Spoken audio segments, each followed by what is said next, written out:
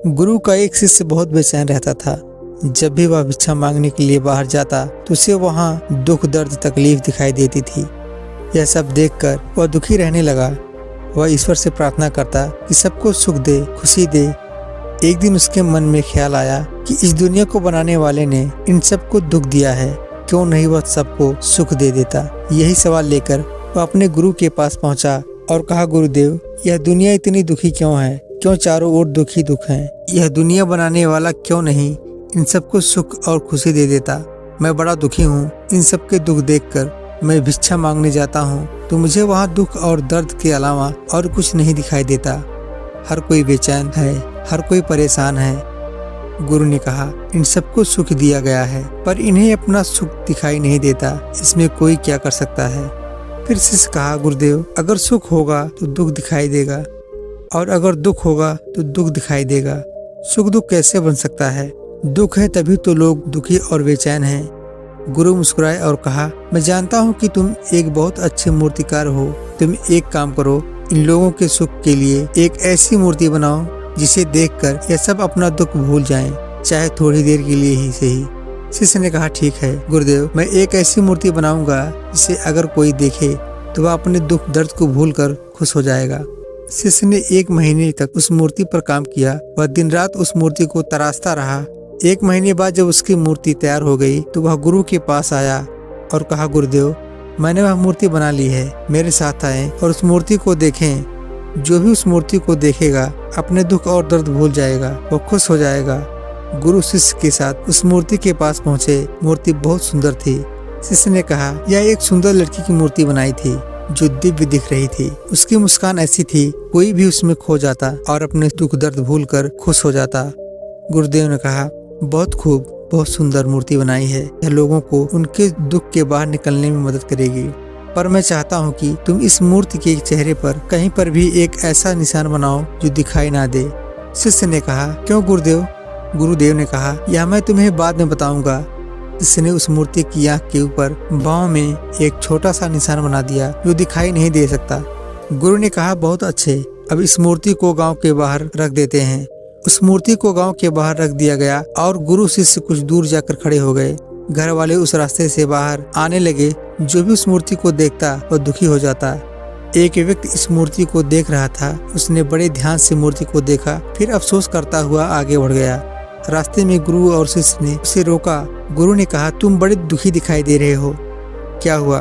व्यक्ति ने कहा, वहाँ एक मूर्ति रखी है, बड़ी सुंदर मूर्ति है, ऐसे कि देखो तो देखते ही रह जाओ, पर अफसोस उसमें कमी है। मूर्तिकार ठीक नहीं था। उसने मूर्ति की आंख के ऊपर एक निशान छोड़ दिया है, इसलिए मैं बहुत दुखी हूँ। काश वह निशान नहीं होता तो कितनी सुंदर मूर्ति होती। शिष्य ने कहा, पर निशान तो दिखाई भी नहीं दे रहा, तुमने कैसे देख लिया? व्यक्ति ने कहा, क्या बात करते हो, मेरी तो पहली नजर निशान पर ही पड़ी थी।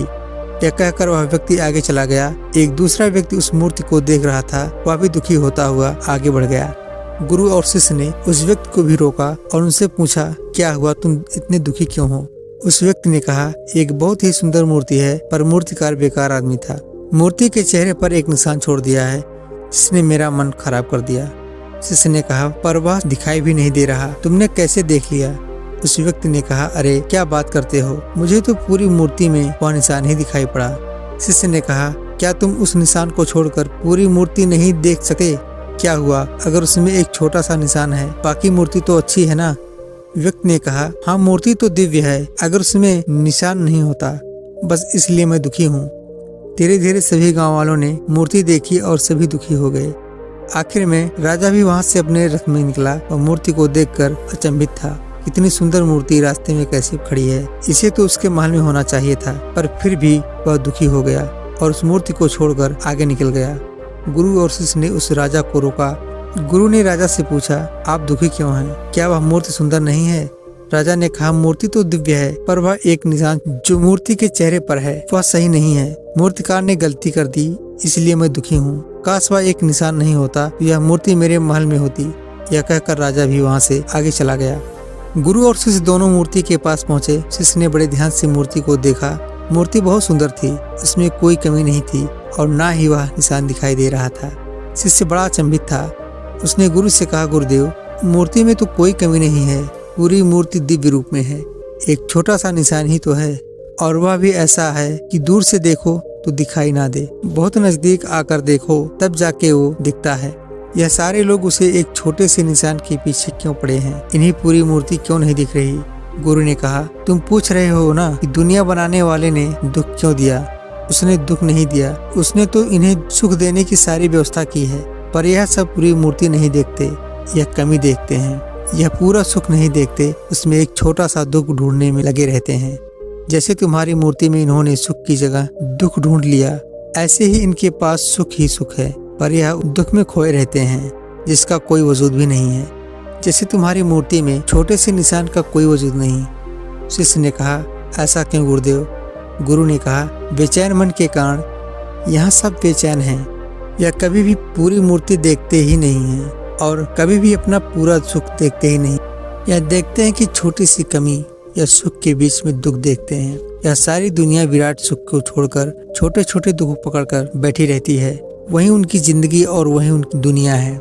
जिस प्रकार इस मूर्ति को बनाने वाले को सभी लोग दोष दे रहे थे, उसी प्रकार इस दुनिया को बनाने वाले को सभी लोग दोष देते हैं, जबकि इसमें गलती किसकी है, मूर्तिकार की या मूर्ति को देखने वाले की। शिष्य ने कहा, गुरुदेव, क्या इन्हें सुख मिले ऐसी कोई व्यवस्था नहीं हो सकती।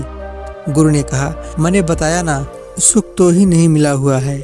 इन्हें वह छोटी सी कमी छोड़कर पूरी मूर्ति देखनी होगी, तभी तो इन्हें अपना पूरा सुख दिखाई पड़ेगा। शिष्य ने कहा, इसके लिए क्या करना होगा।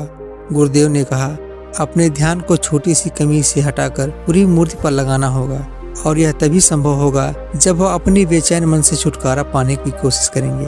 अपनी समझ को ध्यान करें, और ध्यान से मन की बेचैनी कम होती है, और शांत मन से मन मूर्ति देख सकता है।